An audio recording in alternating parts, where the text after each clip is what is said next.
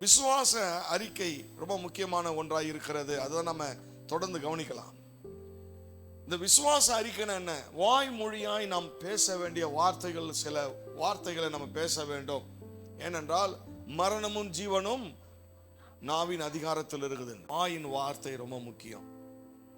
இந்த நாவு தான் இது கப்பலை திருப்புகிற சுக்கான் அப்படின்ற அந்த ஒரு செய்தியை நான் கேட்டேன். ரொம்ப எனக்கு மிகவும் பிரயோஜனமா இருந்தது. இந்த நாவு ரொம்ப முக்கியமான ஒன்று. இன்றைக்கு நாம் பேச வேண்டிய காரியங்களை நாம் என்ன செய்யணும்? பேச வேண்டும். பேசக்கூடாததை நம்ம என்ன செய்யக்கூடாது? பேசக்கூடாது. வசனங்களை நான் சில வசனங்களை கவனிங்கள். எபிரேயர் 11ஆம் அதிகாரம் இந்த விசுவாச அறிக்கையை குறித்து நம்ம கவனிக்கலாம்.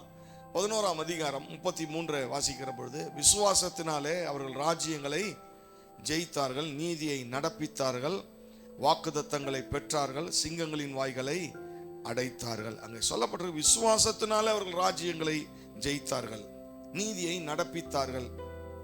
இப்போ விசுவாசத்தினாலே ராஜ்யத்தை பெற்றார்கள் அப்படின்னும் போது, இதே வெளிப்படுத்தல் விசேஷத்துல 12ஆம் அதிகாரம் 11ஆம் வசனத்துல, மரணம் நேரிடுகிறதானாலும் அதற்கு தப்பும்படி தங்கள் ஜீவனை பாராமல் ஆட்டுக்குட்டியின் வசனத்தினால் ஜெயித்தார்கள் அப்படின்றது. இங்க விசுவாசத்தினாலே ஜெயித்தார்கள். வெளிப்படுத்தின விசேஷத்துல 12ஆம் அதிகாரம் 11ஆம் வசனத்துல ஆட்டுக்குட்டியின் வசனத்தினால் அப்படின்னும் போது இங்க கவனிக்க வேண்டும். அந்த விசுவாசமும் வார்த்தையும் இங்க இணைக்கப்படுகிறதை நாம் பார்க்கிறோம். ரெண்டுத்திலும் ஜெயம் இருக்கிறது. அப்போ விசுவாசத்தினாலே நான் சொல்லுகிறேன், ஆண்டவருடைய வார்த்தையை பேசுகிற பொழுது நமக்கு ஜெயம் வருகிறது. அதான் இங்கே நாம் கற்றுக்கொள்ள வேண்டிய மிக அருமையான ஒரு சத்தியம். ஆண்டவருடைய அங்கே சொல்லப்பட்டிருக்கிறது ஆட்டுக்குட்டியின் வசனத்தினால் அப்படின்றது.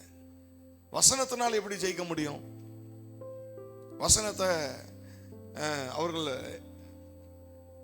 பைபிளை வச்சிருந்ததுனால இல்லை, இந்த வார்த்தையை பைபிளை சுமக்கிறதுனால நாம் ஜெயிக்க போறதில்லை.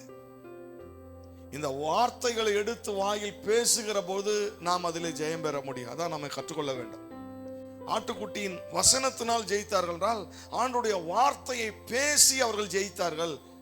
அதுதான் இங்கே எபிரேய ஆக்கியோன் சொல்றார் 11ஆம் அதிகாரம் 33 அவர்கள் வசனங்களை வாயின் விசுவாசத்தினாலே ஆண்டவருடைய வார்த்தையின் மூலமாய் ராஜ்யங்களை ஜெயித்தார்கள், வாக்குத்தத்தங்களை அடைந்தார்கள், நீதியை நடப்பித்தார்கள் என்று சொல்லப்பட்டிருக்கிறது.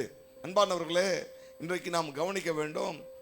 ஆண்டவருடைய வார்த்தையை நாம் அதிகமாய் நம்முடைய வாயில் பேச வேண்டும்.